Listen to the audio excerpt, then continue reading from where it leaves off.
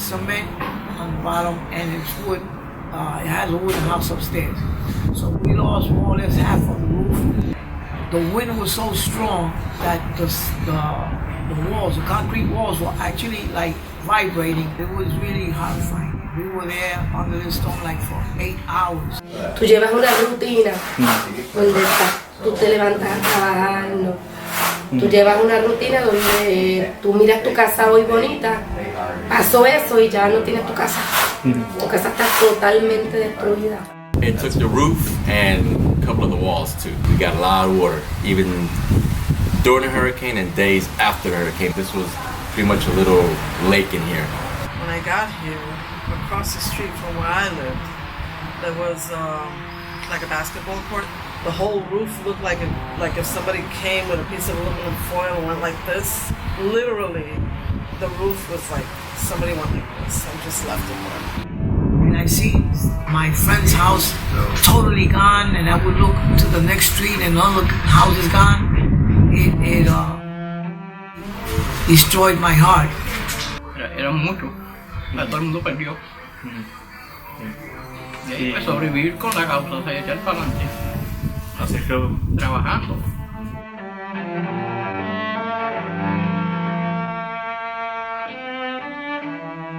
We're so vulnerable that we had I guess our power grid was so, I guess they call it antique, where a little small storm would knock out the power, and as for Hurricane Maria to come hit and lose, the whole island has no power.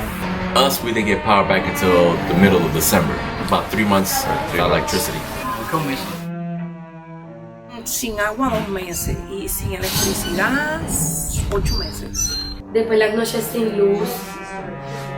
Es horrible estar sin luz.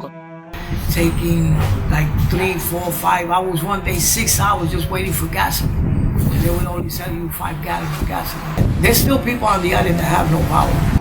Ay, fatal. Sin casa, sin comida. Deprimida, me deprimí mucho.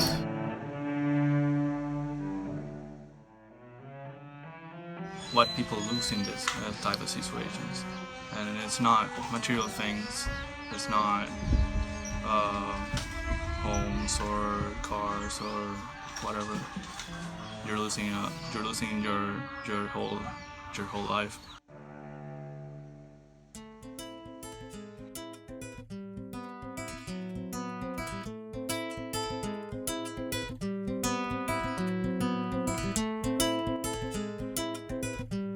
It still amazes me to see people coming from other places just to work here, just to show us the love of Jesus. Really, the missioners are really doing some changes, and they have the power to do that. Seeing the before and after of the houses, that's hope right there.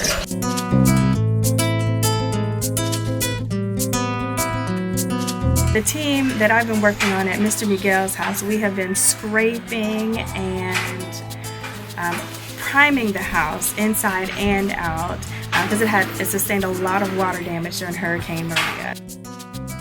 Painting the walls or putting sealant on the roof. That's mostly what I've been doing. It's been a lot of like getting things done real fast. So we've had a lot of painting and roofing going on, getting up on the roof, power washing it, adding a couple coats of sealant. This family is going to be dry and comfortable because of what we're doing right now. I'm really happy to be able to make that happen for them. I really felt like we were providing the things that needed a large amount of labor. And it was really good communication. There's an involvement of people with the homeowners, the foremen, and with the translator. We had 2 local people as our foremen who were wonderful, good-humored, patient, and very skilled, who directed us. 5 of us from Indiana, 1 retired eye doctor, 2 of us kind of in our late 40s, early 50s, and then 2 college students. You have really different cultures, you have really different people with different mindsets, ideas, and just to be one working with a single purpose. I think that's the most beautiful thing about it. And union, there is a strength. Ha sido muy difícil, pero se ve ya los resultados. Está muy bonito, me gustó, gracias por todo. La amabilidad.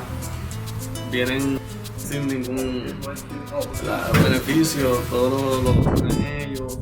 Eso es admirable. Y muchas gracias.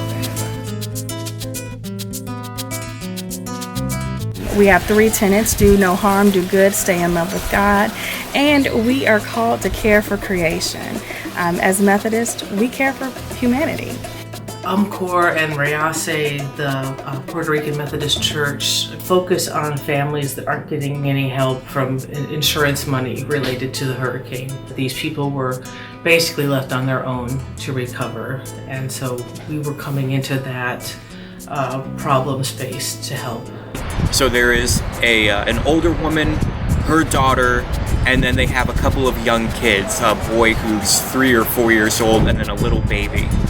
And so they're just taking care of themselves in this small house. The family we're working for is absolutely wonderful.